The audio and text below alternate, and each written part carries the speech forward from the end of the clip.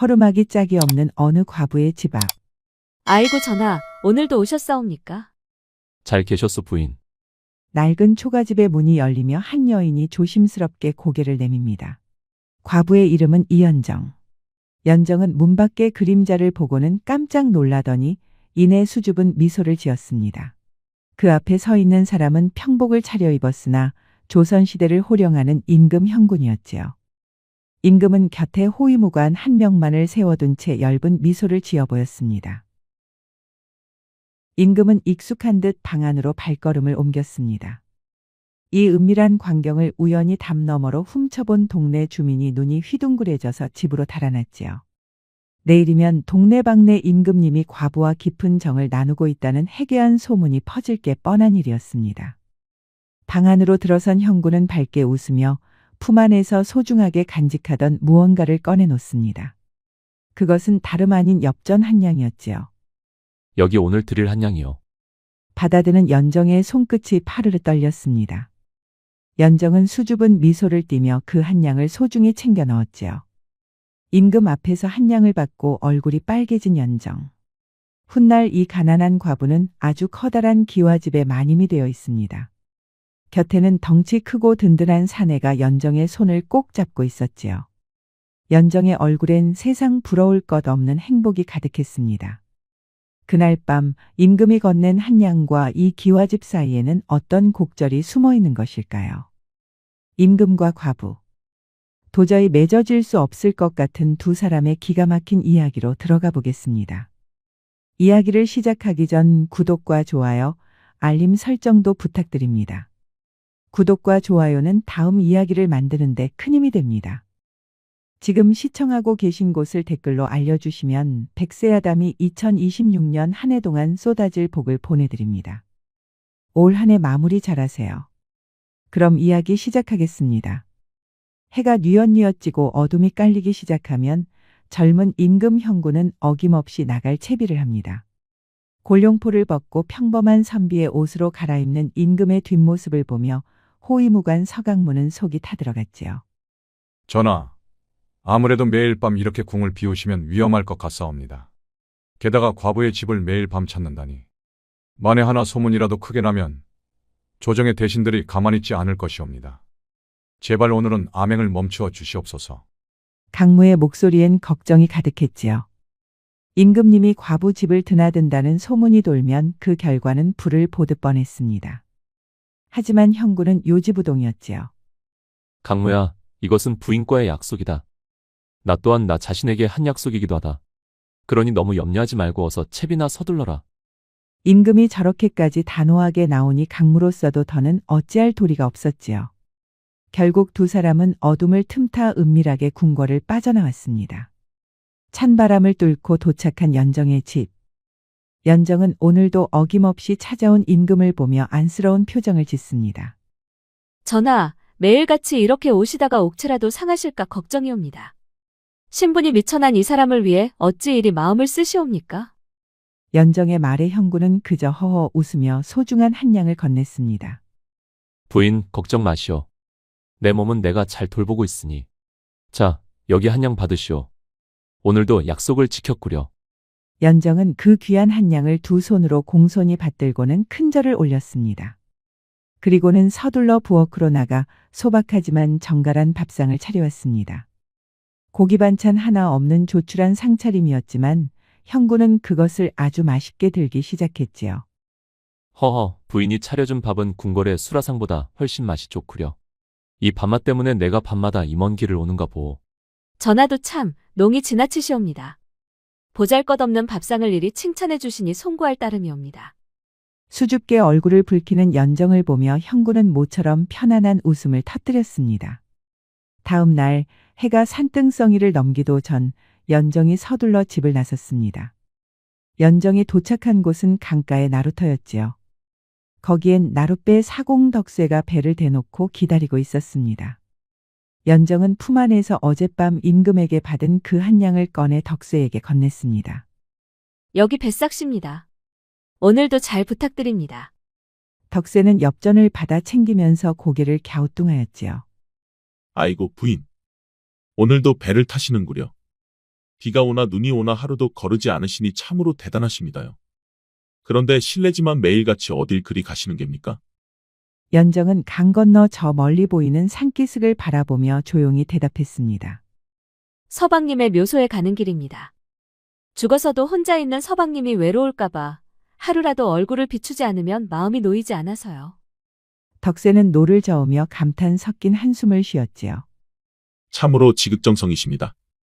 그런데 부인, 매일 이렇게 한 양씩 내시는 게 보통 일이 아닐 텐데 말입니다.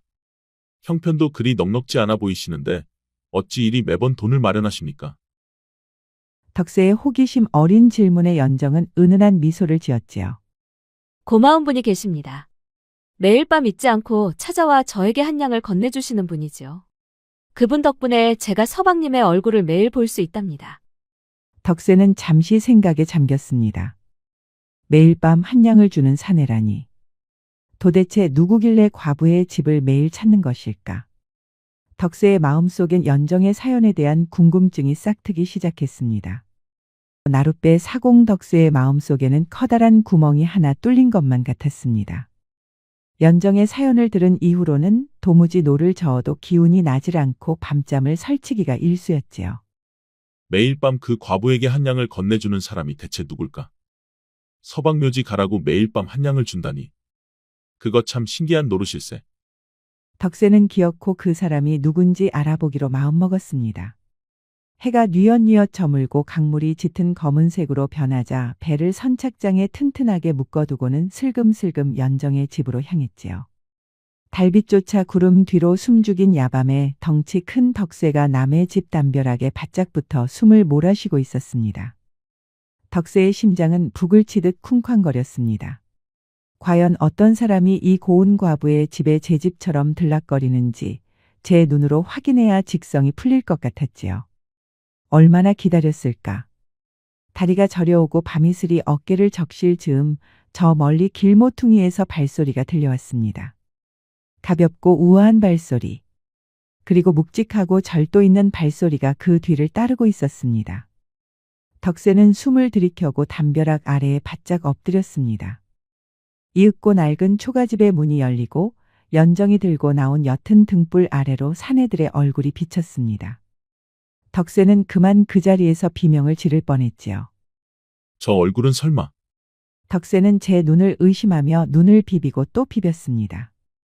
예전에 큰 장이 섰을 때 한양 거리에 나갔다가 수많은 군사를 거느리고 위엄 있게 행차하시던 그 귀한 분을 본 적이 있었지요. 만백성의 어버이이신 임금 형군이었지요. 덕세의 입이 떡 벌어져 다물어지질 않았습니다. 임금님이 왜 이런 다 쓰러져가는 허름한 초가집에 그것도 번듯한 가마도 없이 호위무사 딱 한 명만 데리고 나타났을까? 방 안에서는 연정과 임금이 주고받는 다정한 말소리가 담 너머로 흘러나왔습니다. 덕세는 머릿속이 하얘졌지요. 어찌 이럴 수가. 그럼 그 한 양을 주는 사람이 다름 아닌 임금님이었단 말인가? 덕세는 도망치듯 그 자리를 빠져나왔습니다. 하지만 진실을 알게 된 기쁨도 잠시 돌아오는 길에 동네 우물가에선 아낙네들이 벌써 수군거리는 소리가 들려왔지요. 글쎄, 말도 마요. 그 과부 집에 밤마다 찾아오는 양반이 보통 내기가 아니라니까요. 임금님이 과부한테 푹 빠져서 밤마다 정을 나누러 온다는 소문이 파다해요. 아주 나라망신이지 뭐예요. 쯧쯧, 나라 꼴이 어찌 되려고 저러시는지 모르겠네. 과부가 보통 홀리는 솜씨가 아닌가 봐요. 덕세는 그 소리를 들으며 가슴이 답답해졌습니다. 정을 나누는 관계라니.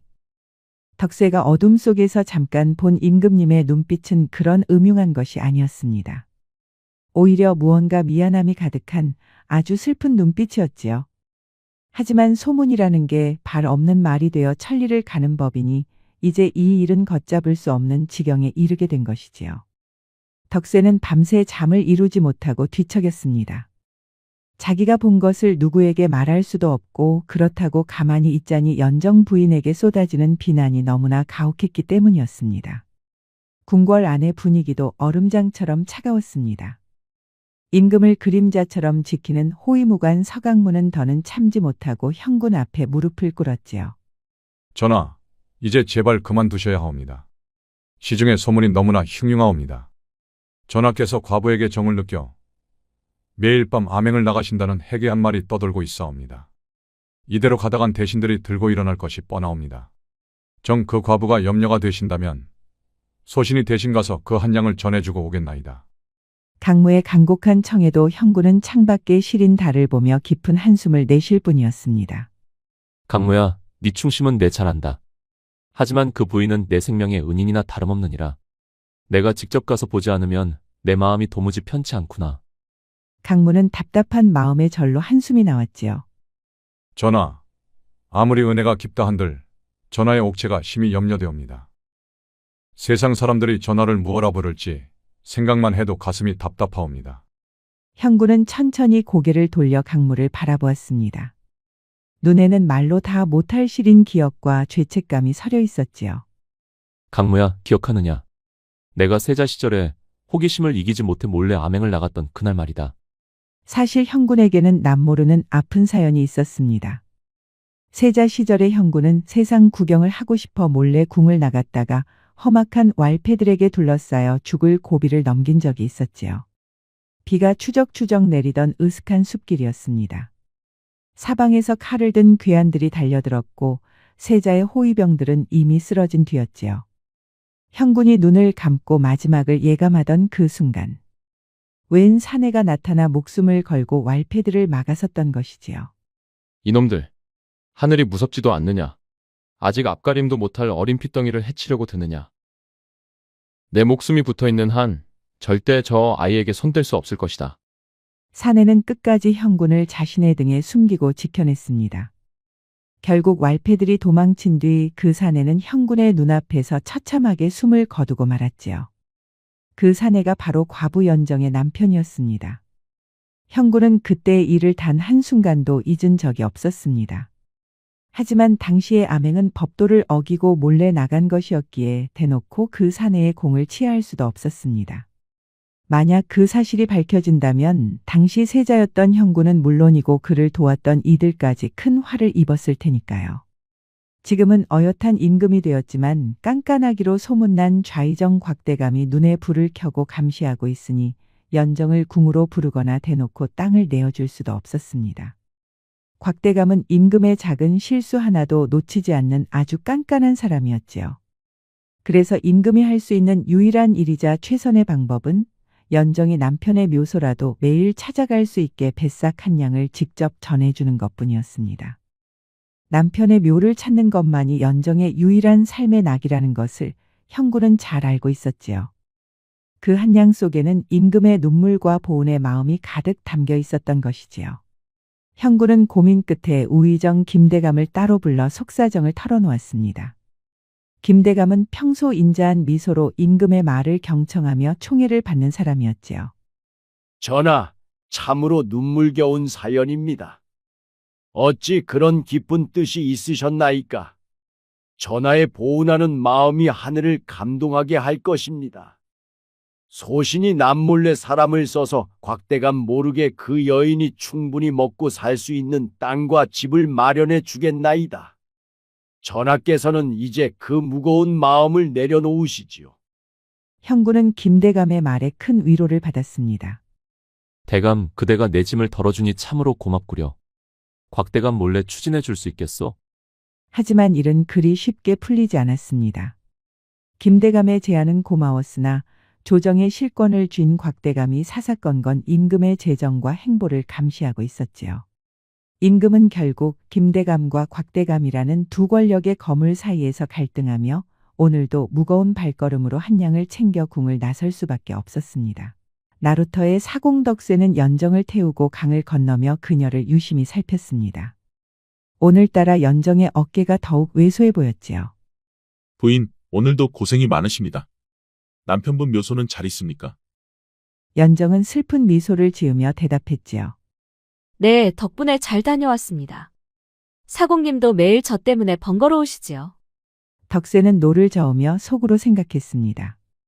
저 가녀린 여인이 임금님의 은혜를 입고 있는 줄도 모르고 세상 사람들은 저리 험한 말을 내뱉으니 내가 나서서 진실을 말해야 하나 말아야 하나. 덕세의 눈에는 이제 연정이 그저 손님이 아닌 목숨 걸고 지켜줘야 할 사람으로 보이기 시작했습니다.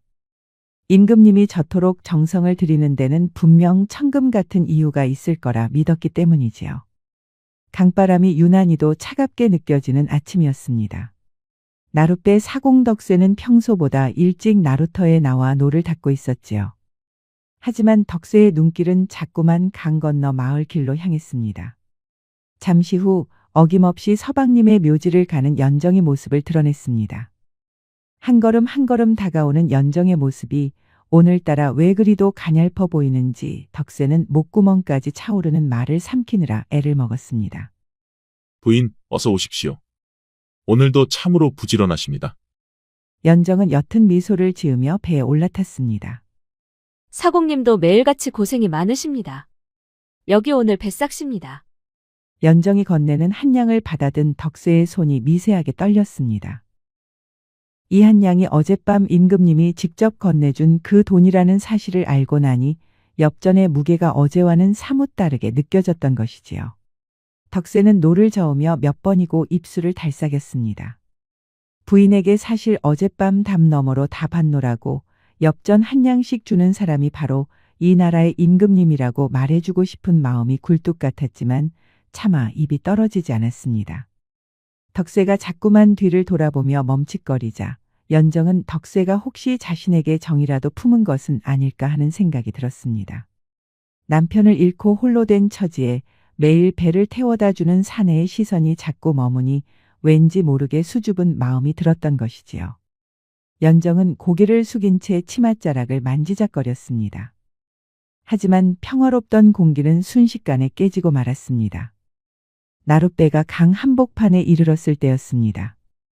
뒤따라오던 작은 배 한 척이 무서운 속도로 덕쇠의 나룻배를 가로막아 세웠습니다. 그 배에는 얼굴을 가린 험악한 인상의 사내 셋이 칼을 뽑아들고 서 있었지요. 니놈들은 누구냐? 대체 누군데 길을 막는 것이냐? 덕쇠가 앞을 가로막으며 외쳤지만 사내들은 아랑곳하지 않고 연정에게 달려들었습니다. 이 계집이 밤마다 임금과 정을 통한다는 그 과부냐? 니놈들이 감히 누구라고 입을 함부로 놀리느냐? 당장 물러나지 못할까? 덕쇠는 평생 노를 저으며 다져진 단단한 팔뚝으로 사내들을 막아섰습니다. 왈패들은 덕쇠의 기세에 잠시 주춤했지만 이내 날카로운 칼날을 휘두르며 덤벼들었지요. 덕쇠는 맨손으로 칼날을 피해가며 연정을 뒤로 숨겼습니다. 날카로운 칼끝이 덕쇠의 팔을 스쳤지만 덕쇠는 신음 한 번 내지 않고 놈들의 가슴팍을 걷어차는 것이었지요. 이 사공놈이 보통 내기가 아니로구나. 당황한 왈패들은 덕쇠의 끈질긴 저항에 결국 강물로 뛰어들어 도망치고 말았습니다.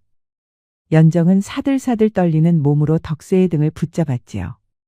자신을 위해 목숨을 걸고 싸워준 덕쇠의 등에서 뜨거운 온기가 느껴졌습니다. 사공님, 괜찮으십니까? 저 때문에 다치셔서 어찌합니까? 부인, 저는 괜찮습니다.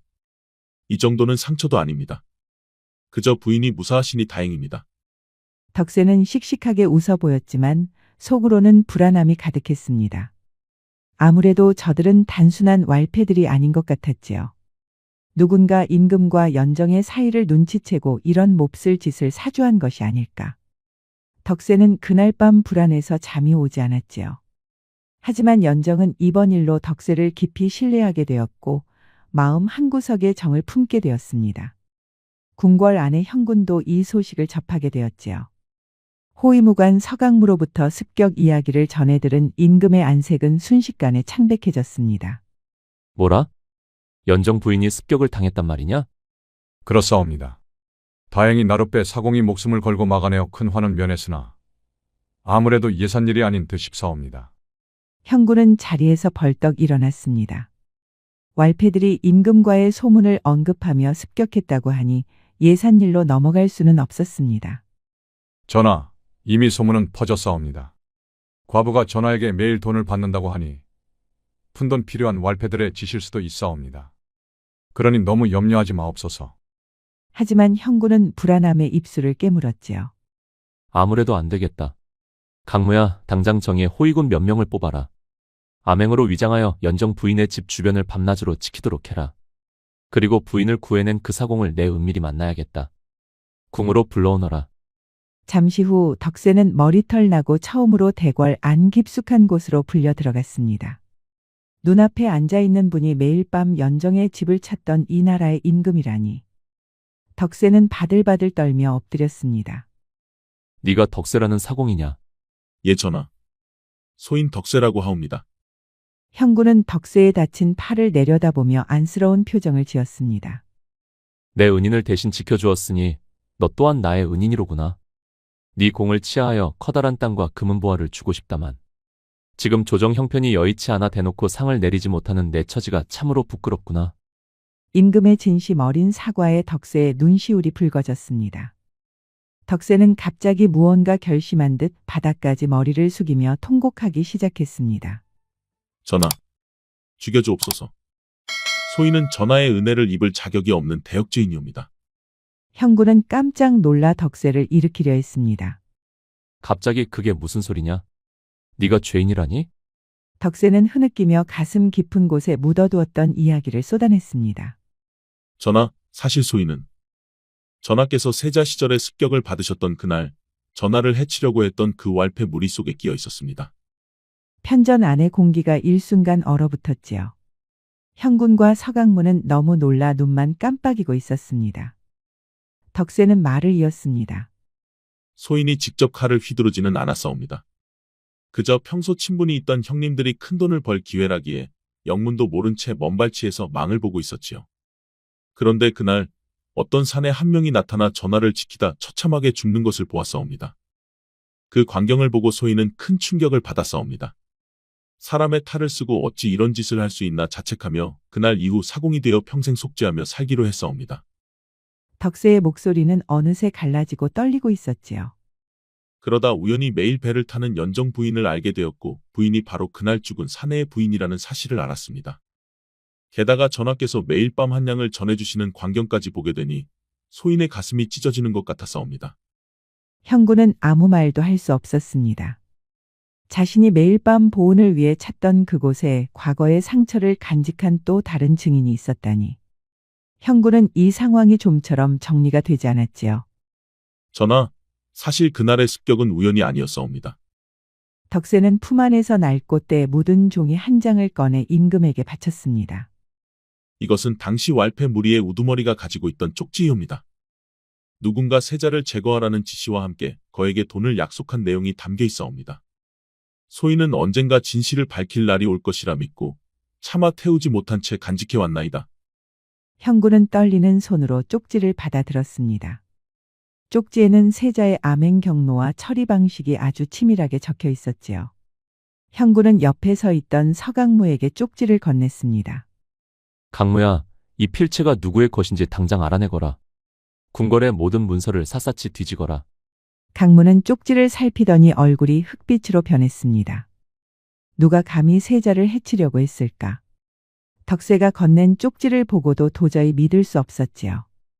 그렇게 강무가 편전을 나섰고 덕세는 바닥에 엎드려 어깨를 들썩이며 울먹이고 있었습니다. 덕세를 내려다보는 임금 형군의 눈빛에는 만감이 교차했지요. 방금 전까지 연정 부인을 구한 영웅이라 생각했던 사내가 사실은 자신의 목숨을 노렸던 무리 중 하나였다는 진실은 감당하기 힘든 무게로 다가왔습니다. 하지만 형군은 덕세의 떨리는 손과 진심 어린 눈물을 외면하지 않았지요. 덕세야, 고개를 들거라. 형군의 목소리는 예상보다 부드러웠으나 그 안에는 임금의 엄중함이 서려 있었습니다. 덕세가 겨우 고개를 들자 형군은 가만히 응시하고 있었지요. 지금이라도 나에게 그 진실을 말해준 것이 참으로 고맙구나. 만약 네가 입을 닫고 평생 숨겼다면 나는 평생 내 은인을 죽인 자가 누구인지도 모른 채 어둠 속을 헤맸을 것 아니냐. 덕세는 다시 한번 바닥에 엎드리며 오열했습니다. 전하, 소인은 그저 무서웠사옵니다. 그날 전하를 대신해 죽어간 그 사내가 누구인지도 몰랐고 그저 평범한 사내 한 명이 죽은 줄로만 알았사옵니다. 소인 같은 미천한 놈이 감히 임금님의 목숨을 노린 무리에 있었다는 사실이 밝혀지면 3대가 멸할까 두려워 숨죽이고 살았나이다. 덕세의 목소리는 갈라지고 찢어질 듯 애절했습니다. 그 쪽지를 태워버리려 한 적이 수천 번이었사옵니다. 하지만 그날 그 사내의 눈빛이 잊히질 않아 차마 없애지 못했나이다. 언젠가 하늘이 노하셔서 벌을 내리신다면 이 증거라도 내놓고 죽어야겠다는 심정으로 간직해 왔사옵니다. 그 사내가 바로 부인의 서방님인 줄 알게 되었을 때 소인은 제 심장을 도려내고 싶은 심정이었나이다. 형군은 덕세의 고백을 들으며 가슴 한구석이 아려오는 것을 느꼈습니다. 덕세는 악인이 아니었지요. 그저 가난과 두려움에 떨던 백성 중 하나였을 뿐이었습니다. 형군은 한동안 말없이 타오르는 촛불을 바라보았습니다. 매일 밤 연정에게 건넸던 한 양은 단순한 보은이 아니라 나라의 기강이 무너진 자리에서 피어난 임금의 속죄였음을 깨닫는 순간이었습니다. 덕세야, 네가 간직하고 있던 쪽지의 필체를 확인할 때까지 조심하고 또 조심하거라. 때가 되면 부를 것이니. 알겠사옵니다, 전하. 성은이 망극하옵니다. 그렇게 덕세가 물러나자 형군은 가장 신뢰하는 우의정 김대감을 편전으로 불렀습니다. 김대감은 평소처럼 인자한 미소를 지으며 들어왔습니다. 그는 늘 임금의 곁을 지키며 사리사욕을 멀리하는 충신으로 알려진 인물이었습니다. 김대감이 들어오자 형군은 짐짓 심각한 표정을 지으며 그를 맞이했습니다. 늦은 밤에 불러 미안하구려. 우상과 의논할 중대한 일이 있어 불렀소. 우의정 김대감은 인자한 미소를 띠며 고개를 숙였습니다. 전하, 신이 전하를 보필하는 것은 당연한 도리이옵니다. 어찌 미안해 하시옵니까? 무슨 근심이라도 있으신 것이옵니까? 형군은 조용히 말을 이어갔습니다. 사실 내 세자 시절의 일로 고민이 많소. 우상도 알다시피 내가 암행 중에 큰 화를 당할 뻔하지 않았소. 그때 뒤에서 상당과 결탁의 비리를 저지르고 나까지 해치려 했던 배후가 반드시 있을 것이라 믿어왔소. 김대감은 임금의 말에 맞장구를 치며 분개했습니다. 참으로 무도한 자들입니다. 나라의 보배이신 전를 해치려 하다니요. 그 배후가 반드시 밝혀져 대가를 치러야 마땅하옵니다. 전하께서는 누구를 의심하고 계신 것이옵니까? 형군은 목소리를 낮추며 김대감의 눈을 살피듯 바라보았습니다. 내 생각엔 좌상이 의심스럽소. 그자는 평소에도 내 행보에 사사건건 시비를 걸고 상단들과도 은밀한 거래를 한다는 소문이 있지 않소. 우상도 좌상의 성품을 잘 알지 않소. 전하, 좌상이 평소 원칙을 강조하나 속으로는 무슨 꿍꿍이가 있는지 모를 일이지요. 신이 전하를 도와 좌상의 비리를 샅샅이 조사해 보겠나이다. 너무 심려치 마옵소서. 그때였습니다. 문 밖에서 급박한 발소리가 들리더니 서강무가 편전 안으로 들어왔습니다. 강무의 얼굴은 하얗게 질려 있었고 손에는 여러 장의 종이가 들려 있었지요. 강무는 임금 앞에 엎드리며 떨리는 목소리로 아뢰었습니다. 전하, 확인하였사옵니다. 필체의 주인을 찾았나이다. 형군은 김대감을 슬쩍 곁눈질하며 강무에게 물었습니다. 그래, 누구의 것이더냐? 직접 확인하시는 것이 좋을 것 같사옵니다, 전하. 강무는 더는 말을 잇지 못하고 임금에게 가져온 종이를 올렸습니다. 형군은 종이를 받아 천천히 읽어 내려갔지요. 거기에는 덕세가 준 쪽지의 필체와 완벽하게 일치하는 관직의 이름이 적혀 있었습니다. 필체의 주인은 바로 과거에 한양에서 사또를 지냈던 병조판서 김대감이었습니다. 형군의 손이 미세하게 떨렸습니다. 병조판서 김대감은 지금 눈앞에 앉아있는 우의정 김대감의 친척이자 신복이나 다름없는 인물이었지요. 쪽지에 적힌 지시 내용은 단순한 왈패들의 장난이 아니라 권력의 최상부에서 내려온 치밀한 암살 명령이었습니다. 형군은 그제야 모든 조각이 맞춰지는 것을 느꼈습니다. 자신을 위해 웃으며 곽대감을 조사하겠다던 김대감이 사실은 자신의 목숨을 노렸던 진짜 범인이었습니다. 편전 안에는 잠시 정적이 흘렀습니다. 김대감은 아무것도 모른 채 여전히 인자한 미소를 지으며 임금의 반응을 기다리고 있었지요. 형군은 종이를 내려놓으며 김대감을 바라보았습니다. 형군의 가슴은 이제 서늘한 얼음장처럼 차갑게 식어 있었으나 겉으로는 전혀 내색하지 않았습니다. 우상, 강무가 가져온 것을 보니 조사할 것이 더 많아진 듯하오. 오늘은 이만 물러가 쉬시지요. 좌상에 대한 조사는 우상에게 전적으로 맡기겠소. 김대감은 임금의 서늘한 기운을 감지하지 못한 채 고개를 숙였습니다. 예, 전하. 신이 전하를 위해 목숨을 바쳐 진실을 밝히겠나이다. 김대감이 편전을 나가는 뒷모습을 보며 형구는 주먹을 꽉 쥐었습니다. 가장 믿었던 신하의 배신, 그리고 그 배신 뒤에 숨겨진 억울한 죽음들. 형구는 연정에게 건네던 한량의 가치가 이제는 한 여인의 뱃삭을 넘어 이 나라의 썩은 뿌리를 도려낼 단두대의 칼날로 변했음을 직감했습니다. 강무야, 형군의 낮은 목소리가 편전에 울려 퍼졌습니다. 예, 전하.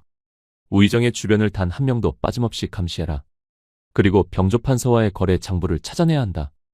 우리가 찾는 진실이 저 인장 가면 뒤에 숨어 있었구나. 형군은 창밖의 어둠을 응시했습니다. 밤마다 연정을 찾던 그 길은 이제 더 이상 보은의 길만이 아니었습니다. 나라의 정의를 바로 세우고 억울하게 죽어간 은인의 넋을 달래기 위한 거대한 전쟁의 시작이었습니다. 임금의 눈에는 전에 없던 강력한 의지가 불꽃처럼 타오르고 있었지요. 궁궐의 새벽은 평소보다 유난히도 서늘했습니다. 편전의 촛불이 가늘게 떨리는 가운데 임금 형구는 밤새 한숨도 자지 못한 채 자리를 지키고 있었지요. 가장 믿었던 신하인 우의정 김대감이 사실은 자신의 목숨을 노렸던 범인이었다는 사실. 그 잔인한 진실이 임금의 가슴을 송곳처럼 찔러댔습니다. 하지만 형구는 이를 악물고 평정심을 유지했습니다. 지금 서투르게 칼을 뽑았다가는 오히려 독을 품은 김대감이 역풍을 일으켜 나라가 어지러워질 수 있다는 것을 누구보다 잘 알고 있었기 때문이지요. 이윽고 해가 밝아오고 형구는 평소와 다름없는 인자한 표정으로 어자에 올랐습니다. 세상에서 가장 선량한 미소를 짓고 있는 우의정 김대감을 보며 형구는 속으로 피눈물을 삼켰습니다. 우상, 어제 내가 부탁한 좌상에 대한 조사는 잘 되어가고 있어. 형군의 목소리는 평소처럼 부드럽고 따뜻했습니다. 김대감은 임금이 여전히 자신을 철석같이 믿고 있다는 생각에 안도하며 더욱 정중하게 고개를 숙였습니다. 예, 전하. 신이 밤을 지새워 좌상의 주변을 샅샅이 살피고 있사옵니다. 좌상이 상단들과 결탁하여 비리를 저지른 정황이 조금씩 드러나고 있으니 조만간 전하의 근심을 덜어드릴 확실한 증거를 가져오겠나이다.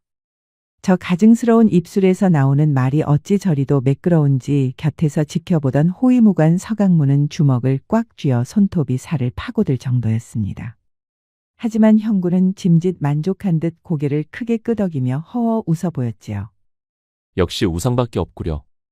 내 우상만 믿고 마음 편히 정사를 돌보겠소. 좌상이 워낙 원칙주의자가 아니오. 그만큼 치밀한 자인이 실수 없이 준비해 주시구려. 김대감이 위풍당당하게 퇴거라는 뒷모습을 보며 형구는 서강무에게 은밀한 신호를 보냈습니다. 이제부터는 소리 없는 전쟁의 시작이었지요. 형구는 편전 뒤편 밀실로 자리를 옮겨 강무에게 낮은 목소리로 명했습니다. 강무야, 지금 당장 우의정의 가솔들 중 가장 입이 가벼운 자를 찾아내거라. 특히 병조판서 김대감과의 사이에서 오간 비밀 서신이나 뇌물을 관리하는 집사가 있을 것이다. 그 자를 찾아내야 한다. 돈으로 매수하든 겁을 주든 그놈들의 비밀 창고 위치를 알아내거라. 예, 전하. 이미 비밀리에 배치하여 김대감의 일거수일투족을 감시하고 있사옵니다. 오늘 밤 안으로 반드시 성과를 내겠나이다. 형구는 창밖으로 보이는 먼 산을 응시하며 차갑게 읊조렸습니다. 우상이 좌상을 조사하는 척하며 허위 보고서를 작성하는 동안 우리는 우상이 감춰둔 은닉 재물과 진짜 거래 장부를 찾아내야 한다. 그자의 재력이 어디서 나오는지 밝혀내면 그 뿌리가 되는 영모의 자금줄도 곧 드러날 것이야. 궁궐 밖 나루터에서는 또 다른 인연의 실타래가 얽히고 설키고 있었지요. 사공덕세는 임금님께 모든 진실을 털어놓은 뒤로 마음의 짐은 조금 덜었지만 연정 부인을 볼 때마다 느껴지는 죄책감은 더욱 깊어져만 갔지요. 덕세는 오늘도 어김없이 연정을 태우고 강을 건넜습니다. 그런데 오늘따라 연정의 어깨가 유난히 처져 보이고 안색이 파리했습니다. 며칠 전 겪었던 습격의 충격이 여전히 가슴에 남은 모양이었지요. 덕세는 노를 젓다 말고 조심스럽게 물었습니다. 부인, 오늘따라 안색이 좋지 않으십니다. 혹시 어디 편찮으신 곳이라도 있습니까? 아니면 밤잠을 설치셨습니까? 연정은 억지로 희미한 미소를 지어 보였으나 치맛자락을 쥔 손이 파르르 떨리고 있었습니다. 아닙니다, 사공님. 그저 며칠 전 일이 자꾸 꿈에 나와서 조금 무서운 것뿐입니다. 사내들의 눈빛이 어찌나 험악하던지 대낮에도 등 뒤에서 누가 따라오는 것만 같아 자꾸만 뒤를 돌아보게 됩니다. 덕세는 연정을 똑바로 바라보았습니다. 이제 단순한 사공이 아니라 임금의 명을 받은 보이지 않는 호위무사나 다름없었지요. 덕세는 투박하지만 진심이 뚝뚝 묻어나는 목소리로 말했습니다. 부인, 너무 염려하지 마십시오. 이제부턴 제가 목숨을 걸고 부인을 지킬 것입니다. 그 어떤 놈들도 부인의 옷자락 하나 건드리지 못하게 할 것이니 저만 믿고 편히 다니십시오. 제가 비록 미천한 사공이나 부인을 지키는 일만큼은 그 누구보다 강단 있게 할 자신 있습니다. 덕세의 결연한 말에 연정의 가슴에는 처음으로 느껴보는 따스한 온기가 퍼졌습니다. 남편을 잃고 홀로 외로이 지내던 세월 동안 이토록 든든하게 자신을 지켜주겠다고 말한 사람은 아무도 없었지요. 사공님, 참으로 고맙습니다. 사공님이 계셔서 제가 이 험한 길을 매일같이 오갈 수 있는 것 같습니다. 저에겐 사공님이 세상에서 가장 든든한 분이십니다. 덕세는 얼굴이 홍당무처럼 밝게져서 다시 힘차게 노를 저었습니다. 임금님이 매일 밤 전해주던 그 한 양으로 시작된 인연이 이제는 두 사람 사이의 깊은 신뢰와 정으로 변해가고 있었지요. 하지만 어둠은 생각보다 훨씬 더 가까이 다가와 있었습니다. 우의정 김대감은 임금이 곽대감을 의심하고 있다는 사실을 이용해 자신의 오랜 죄를 덮고 곽대감까지 한꺼번에 제거하려 더욱 치밀한 계략을 세우고 있었지요. 그러던 어느 날 김대감의 비밀 지하 밀실에는 험악한 기운을 풍기는 사내들이 모여들었습니다. 바로 세자 시절 형군을 공격했던 그 왈패 무리의 남은 잔당들과 김대감이 사사로이 키우는 자객들이었지요. 김대감은 차가운 눈빛으로 그들을 내려다보며 명했습니다. 아무래도 전하께서 눈치를 채고 있는 것 같구나. 세자였을 때 확실히 제거했어야 했는데 그 과부 계집의 서방이 전하를 살린 놈이었을 줄이야. 진작에 모두 처리했어야 했다. 그 과부 계집이 모든 일의 시발점이니 당장 소리 소문 없이 없애버려야 한다. 이번에는 실패가 없어야 할 것이야.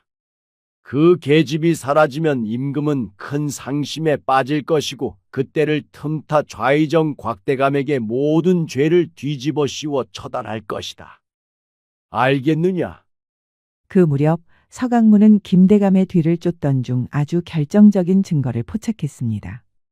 김대감의 친척인 병조판서가 운영하던 비밀 상고에서 과거 세자 암살 작전에 쓰였던 자금의 출처와 왈패들에게 건넨 계약금이 상세히 기록된 장부를 찾아낸 것이지요. 전하, 드디어 찾아냈사옵니다. 강무가 내민 장부에는 충격적인 내용들이 가득했습니다. 김대감은 수년 동안 청나라와의 밀무역을 통해 막대한 재산을 축적해왔고 그 돈으로 조정을 장악하려 했지요. 특히 그 장부에는 연정의 남편을 죽음에 이르게 했던 그날 밤의 작전 일지와 참여한 놈들의 명단까지 상세히 기록되어 있었습니다. 형군은 장부를 덮으며 천천히 눈을 감았습니다. 분노로 인해 몸이 파르르 떨렸지만 다시 한번 깊은 호흡을 하며 평정심을 되찾았습니다. 이제야 모든 조각이 맞춰지는구나.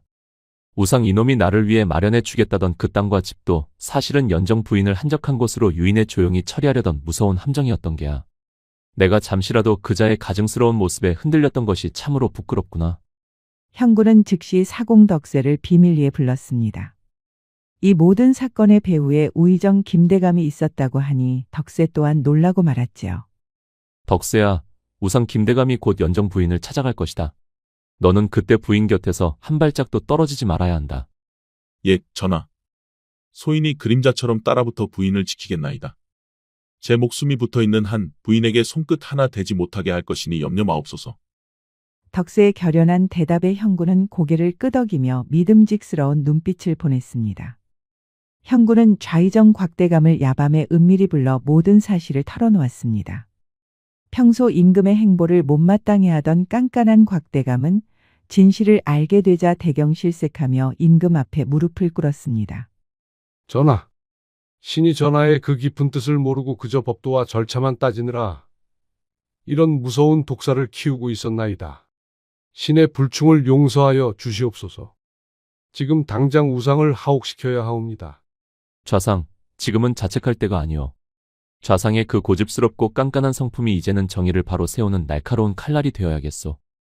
우상이 나에게 가져올 좌상의 허위 비리 보고서를 내가 받는 그 순간 좌상이 나타나 이 장부와 필체를 들이밀며 그자의 죄를 만천하에 드러내야 하오. 그렇게 임금과 좌의정 곽대감 그리고 사공덕세와 비밀 호위무사들은 때가 오기를 기다리고 있었습니다. 김대감은 자신이 아직도 임금을 손바닥 위에 올려두고 조종하고 있다고 굳게 믿으며 연정의 집으로 향하는 부하들을 독려하고 있었지요. 가련한 과부를 돕는 척하며 임금의 신뢰를 얻고 동시에 과거의 모든 증거를 말살하려는 김대감의 검은 손길. 그리고 그 손길을 뿌리째 뽑아내려는 임금의 소리 없는 포위망이 좁혀지고 있었습니다. 어둠이 짙게 깔린 한양의 밤은 평소보다 더욱 무겁고 차가웠습니다. 궁궐의 지붕 위로 부는 바람은 마치 누군가의 울음소리처럼 구슬프게 들려왔지요. 임금 형군은 편전의 촛불 아래에서 서강무가 가져온 장부들을 하나하나 넘겨보며 깊은 생각에 잠겨 있었습니다. 장부 한 장 한 장에는 백성들의 피눈물과 자신이 가장 믿었던 신하의 배신이 고스란히 적혀 있었지요. 형군은 장부를 덮으며 곁을 지키던 서강무에게 나지막이 물었습니다. 강무야, 우상이 사람을 보냈느냐? 예, 전하. 조금 전 우의정의 신복들이 연정 부인의 집으로 향하는 것을 확인하였사옵니다. 전하께서 내리는 하사품이라며 부인을 유인하려는 속셈인 듯하옵니다. 형군의 눈에 서리빨 같은 냉기가 서렸습니다. 덕세는 어찌 되었느냐? 덕세가 그림자처럼 따라붙었사옵니다. 또한 정의 호위병들이 부인의 집 주변을 겹겹이 에워싸고 있으니 털끝 하나 다치지 않을 것이옵니다. 강무가 말한 대로 연정의 집 앞에는 화려한 가마 한 채와 함께 인자한 표정을 지은 사내들이 서 있었습니다. 우의정 김대감이 보낸 자들이었지요. 연정은 갑작스러운 가마의 등장에 어안이 벙벙하여 문 앞을 서성이고 있었습니다. 부인, 임금님께서 부인의 정성에 감동하여 조용한 곳에 집과 땅을 마련해 주셨사옵니다. 이제 이 허름한 초가집을 떠나 저희와 함께 가시지요. 사내들의 목소리는 부드러웠으나 그 뒤에 숨겨진 서늘한 살기는 감출 수 없었습니다. 연정은 왠지 모를 불안함의 뒷걸음질을 쳤지요. 저는 이곳이 좋습니다. 서방님의 묘소와도 가깝고 저에게 한양을 주시는 그 마음만으로도 충분합니다. 하지만 사내들은 집요했습니다. 그들이 억지로 연정의 팔을 잡으려던 그 순간 어둠 속에서 거대한 덩치 하나가 불쑥 나타났습니다. 바로 사공덕세였지요. 이놈들. 누구 몸에 손을 대는 것이냐? 덕세는 왈패들의 손을 거칠게 뿌리치며 연정의 앞을 가로막았습니다. 덕세의 눈은 분노로 이글거리고 있었고 손에는 평소 쓰던 묵직한 노 대신 날카로운 칼 한 자루가 쥐어져 있었습니다. 이놈은 뭔데 끼어드는 거야? 당장 비키지 못할까? 사내들이 품속에서 칼을 뽑아들은 그때 사방에서 횃불이 타오르며 수십 명의 호위병이 숲속에서 튀어나왔습니다. 서강무의 지휘 아래 그들은 순식간에 우의정의 신복들을 포위하고 무기를 빼앗았지요. 연정은 너무 놀라 덕세의 뒤에서 숨을 몰아쉬었습니다. 덕세는 연정의 떨리는 손을 잡아주며 부드럽게 말했지요. 부인, 걱정 마십시오. 전하께서 이미 다 알고 계십니다. 이제 저놈들의 끝을 보러 가야지요. 같은 시각 궁궐의 편전에는 무거운 긴장감이 흐르고 있었습니다. 형군은 좌의정 곽대감과 우의정 김대감을 동시에 불러들였습니다. 김대감은 여전히 입가에 인자한 미소를 띠며 자신이 승리했다는 확신에 가득 차 있었지요. 전하, 깊은 밤에 어찌 이리 급히 부르셨나이까? 혹시 제가 조사하던 좌상의 비리에 대해 궁금하신 것이옵니까? 김대감은 품 안에서 조작된 보고서 한 뭉치를 꺼내 놓았습니다. 거기에는 곽대감이 상단들과 결탁하여 거액의 뇌물을 받았다는 가짜 증거들이 빼곡했지요. 옆에 서 있던 곽대감은 분노로 몸을 떨며 소리쳤습니다. 이복의 우상. 자네가 감히 어찌 이런 천인공노할 무고를 하는가. 나는 평생 나라의 법도만을 지키며 살아왔네. 형군은 두 사람의 다툼을 조용히 지켜보다가 나지막이 입을 열었습니다. 우상, 그대의 충심이 참으로 깊구려. 나를 위해 좌상의 뒤를 이토록 꼼꼼히 캤다니 말이오. 그런데 우상, 내가 오늘 우상에게 들려줄 아주 흥미로운 이야기가 하나 있어. 김대감은 임금의 차분한 목소리에 왠지 모를 서늘함을 느꼈습니다. 무슨 말씀이신지 신은 그저 전하를 보필할 뿐이옵니다. 형군은 탁자 위에 엽전 한 양을 내려놓았습니다. 짤랑거리는 엽전 소리가 적막한 편전에 날카롭게 울려 퍼졌지요. 우상은 이 한 양의 무게가 얼마나 되는지 아시오. 이것은 어느 가련한 과부가 매일 서방의 묘소를 찾아가기 위해 내는 배삭시라오. 그리고 그 서방은 수년 전 내가 세자 시절에 암살자의 칼날을 대신 맞고 죽어간 이름 없는 병사였지. 김대감의 눈동자가 흔들리기 시작했습니다. 임금의 목소리는 점점 더 단호하고 위험 있게 변해갔습니다. 나는 그 병사의 아내에게 매일 밤 이 한 양을 건넸소. 그것이 내가 은혜를 갚을 수 있는 유일한 길이라 믿었기 때문이오. 그런데 우상, 그날 나를 죽이려 했던 자들이 누구인지 이제야 알게 되었소. 형군은 서강무에게 눈짓을 보냈습니다. 강무가 편전 문을 열자 포박된 우의정의 신복들과 함께 사공덕쇠 그리고 연정이 나타났습니다. 김대감은 그들을 보는 순간 얼굴이 흑빛으로 변하며 자리에 주저앉을 뻔했지요. 이 자들이 누구인지 우상도 잘 알 것이오. 우상이 연정 부인을 소리 없이 없애버리려 보낸 자들이 아니오. 덕쇠라는 사공이 간직해온 병판에 친필 쪽지가 있어. 우상이 친적인 병판을 추천해왔던 일이 생생히 기억나오. 그리고 병판의 창고에서 나온 거래 장부. 이 모든 것이 대감이 역적임을 증명하고 있어. 김대감은 더는 도망칠 곳이 없음을 직감했습니다. 인자했던 미소는 순식간에 사라지고 얼굴에는 도끼 어린 광기가 서리기 시작했습니다. 허허허.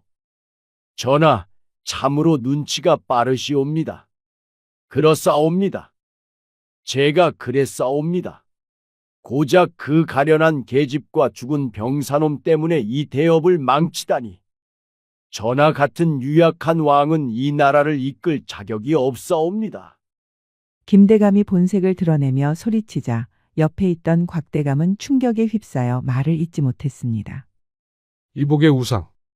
자네가 진정 사람의 탈을 쓰고 어찌 그런 짓을 한단 말인가. 전하의 목숨을 노리고 은인의 부인까지 죽이려 하다니. 자네는 인간도 아니야. 형군은 떨리는 손으로 칼자루를 꽉 쥐었습니다. 분노가 가슴 끝까지 차올랐으나 임금으로서의 품위를 잃지 않았지요. 우상, 그대의 욕심이 나라의 기둥을 갉아먹고 백성의 목숨을 파리 목숨처럼 여겼구려. 더는 그대의 가증스러운 목소리를 듣고 싶지 않소. 여봐라. 당장 이 역적을 하옥하고 관련자들을 하나도 남김없이 압송하라. 호위병들이 달려들어 김대감을 끌고 나갔습니다. 김대감은 끌려가면서도 저주 어린 말을 퍼부었으나 이미 그의 권세는 모래성처럼 무너져 내린 뒤였지요. 편전에는 이제 정막만이 감돌았습니다. 연정은 눈앞에서 벌어진 이 믿기 힘든 광경의 바닥에 주저앉아 눈물을 흘렸습니다. 형군은 연정에게 다가가 따뜻한 목소리로 말했지요. 부인, 이제 모든 진실이 밝혀졌소. 부인의 서방을 죽음으로 몰아넣고 나를 해치려 했던 원수에게 드디어 복수를 하였소. 그동안 부인이 겪었을 고초와 눈물을 생각하니 임금으로서 참으로 가슴이 아프구려. 연정은 통곡하며 임금 앞에 머리를 조아렸습니다. 전하, 신분이 미천한 이 사람을 위해 어찌 이리 마음을 쓰시옵니까? 서방님도 저 세상에서 이제야 편히 눈을 감을 것이옵니다. 참으로 황공하옵니다, 전하. 곁에서 모든 것을 지켜보던 덕쇠도 조용히 무릎을 꿇었습니다. 덕쇠의 눈에서도 뜨거운 눈물이 뺨을 타고 흘러내렸지요. 전하, 소인 또한 평생의 짐을 내려놓게 되었나이다. 남은 삶은 부인을 지키며 속죄하며 살겠나이다. 형군은 덕쇠와 연정을 번갈아 바라보며 옅은 미소를 지었습니다. 작은 한 양으로 시작된 비밀스러운 보온의 길이 이제는 나라의 거대한 악을 도려내고 억울한 넋을 달래는 정의의 길로 완성된 것이지요. 창밖으로 어느새 둥근 달이 밝게 떠올랐습니다. 연정의 가슴 속에 맺혔던 응어리가 그 달빛에 씻겨 내려가는 듯했습니다. 이제 더는 숨어서 울지 않아도 되는 새로운 아침이 다가오고 있었지요. 그렇게 우의정 김대감이 하옥되고 그의 가증스러운 가면이 벗겨지자 조정은 발칵 뒤집혔습니다. 인자한 충신인 줄로만 알았던 자가 사실은 임금의 목숨을 노렸던 역적이었다는 소식에 백성들은 분노를 금치 못했지요. 임금 형군은 이 기회를 놓치지 않고 김대감의 집안과 결탁했던 부패한 관리들을 하나하나 뿌리째 뽑아냈습니다. 김대감은 모든 재산을 몰수당하고 유배지로 떠나는 길에 성난 백성들이 던지는 돌세례를 맞으며 비참한 최후를 맞이했지요. 평소 임금의 행보를 못마땅해 하던 좌의정 곽대감은 이번 일을 겪으며 임금의 깊은 지략과 보온의 마음에 감동하여 그 누구보다 충직한 신하가 되어 조정을 바로 세우는 데 앞장섰습니다. 덕세는 평소처럼 나루터에서 배를 닦고 있었지만 오늘따라 손놀림은 무겁기만 했습니다. 여전히 연정의 남편을 죽음으로 몰아넣은 죄책감으로 힘들어하고 있었지요. 저 멀리서 연정이 걸어오는 모습이 보였습니다. 덕세는 침을 꿀꺽 삼키며 노를 내려놓고 배에서 내려왔습니다. 연정은 덕세의 상처 입은 팔을 보며 안쓰러운 눈빛을 보냈습니다. 사공님, 상처는 좀 어떠십니까? 저 때문에 이토록 큰 짐을 지게 해드려 참으로 송구할 따름입니다. 연정의 다정한 말에 덕세는 그만 참았던 눈물을 터뜨리며 무릎을 꿇고 말았습니다. 연정은 깜짝 놀라 덕세를 일으키려 했지요. 사공님, 왜 이러십니까? 어서 일어나십시오. 부인, 제가 죽을 죄를 지었습니다. 사실 저는 부인께 도저히 용서받을 수 없는 죄를 지은 놈입니다. 덕세는 흐느끼며 임금님께 고백했던 그날의 진실을 연정에게도 털어놓았습니다. 수년 전 그 숲속에서 망을 보던 자신의 모습 그리고 부인의 서방님이 죽어가는 것을 보고도 두려움에 도망쳤던 그 비겁한 순간들을 말이지요. 저는 그날 이후 부인의 얼굴을 볼 때마다 제 심장이 난도질당하는 것 같았습니다. 제가 바로 부인의 서방님을 죽게 한 그 무리 중 하나였습니다. 그런 제가 감히 부인을 지키겠다고 나섰으니 하늘이 노하실 일입니다. 저를 관가에 넘기시거나 여기서 저를 죽이셔도 달게 받겠습니다. 연정은 한참 동안 아무 말도 하지 않았습니다. 강물 소리만 요란하게 들리는 정막 속에서 연정의 눈에는 눈물이 그렁그렁 맺혔지요. 연정은 떨리는 손으로 덕세의 거친 손을 잡아 일으켰습니다. 사공님, 고개를 드십시오. 연정의 목소리는 의외로 차분하고 따뜻했습니다. 사공님이 그날 거기 계셨다는 것은 참으로 아픈 일입니다.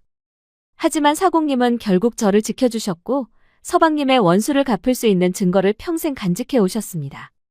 만약 사공님이 아니었다면 저는 평생 원수가 누구인지도 모른 채 남편을 그리워만 했을 것입니다.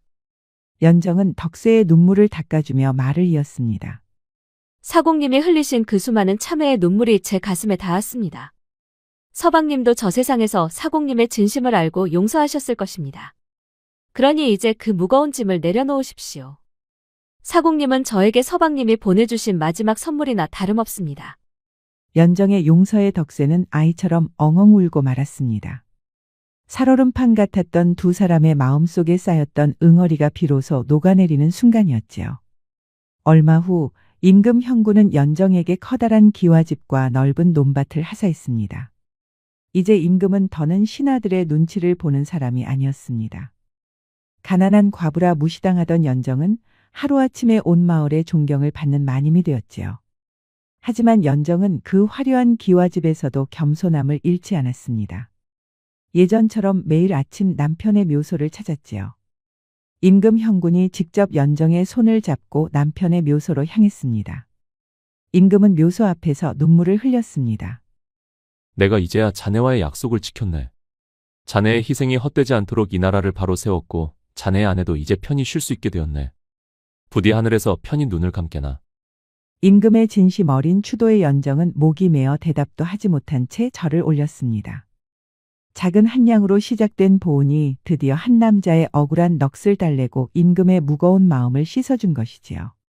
시간은 흘러 계절이 바뀌었습니다. 넓은 뜰이 있는 커다란 기와집. 연정은 곱게 단장한 채 뜰을 거닐고 있습니다. 얼굴에는 예전의 수심은 온데간데 없고 평화롭고 따스한 미소가 가득했지요. 그리고 그녀의 곁에는 한 사내가 다가와 그녀의 손을 꼭 잡습니다. 부인, 날이 찹니다. 이제 그만 안으로 들어가시지요. 인자하고 든든한 목소리. 그 사내는 바로 사공덕세였습니다. 임금은 덕세에게 벼슬을 내리고 곁에 두고 싶어 했으나 덕세는 한사코 거절하며 연정의 곁을 지키겠다고 청했습니다. 이제 덕세는 연정의 삶을 든든하게 받쳐주고 있었습니다. 매일 아침 연정과 함께 남편의 묘소를 찾으며 지극정성으로 그녀를 보살폈지요. 연정은 기와집 마루에 앉아 품속에서 낡은 엽전 한 양을 꺼냈습니다. 엽전 한 양에는 임금님의 따뜻한 마음과 남편의 숭고한 희생 그리고 지금 곁에 있는 덕세의 진심이 모두 담겨 있는 셈이었습니다. 어느덧 저물어가는 노을 아래로 두 사람의 그림자가 길게 늘어집니다. 고난과 시련을 견뎌낸 뒤에 찾아온 이 평화로운 저녁. 연정과 덕세는 서로를 바라보며 조용히 웃음을 나누었습니다. 노자의 상선 약수에 따르면 물은 만물을 이롭게 하면서도 다투지 않고 사람들이 싫어하는 낮은 곳에 머문다고 하였습니다. 물은 주변 생명체에게 이익을 주면서도 경쟁하거나 억지로 앞서려 하지 않습니다. 겸손과 이타심을 뜻하지요. 사람들이 꺼리는 낮은 곳, 어려운 환경과 소외된 자리에 머무는 태도를 통해 자기 주장이나 이익을 앞세우지 않고 조화롭게 살아감을 강조합니다. 임금이 자신의 위엄을 내세우지 않고 가장 낮고 소외된 백성인 과부의 처지를 살피며 묵묵히 한량을 건넨 것은 바로 물과 같은 덕이라 할 수 있겠지요. 임금 형군의 덕을 되새기며 오늘의 이야기를 마치겠습니다. 지금까지 백세야담을 시청해 주셔서 감사합니다. 구독과 좋아요도 잊지 마시고 꼭 눌러주세요. 애정 어린 댓글도 많이 부탁드립니다. 야담과 옛날 이야기 가득한 백세야담 어떠셨나요? 앞으로도 재밌고 감동적인 이야기가 가득하니 많이 기대해주세요. 기대해주세요. 기대해주세요. 기대해주세요. 기대해주세요.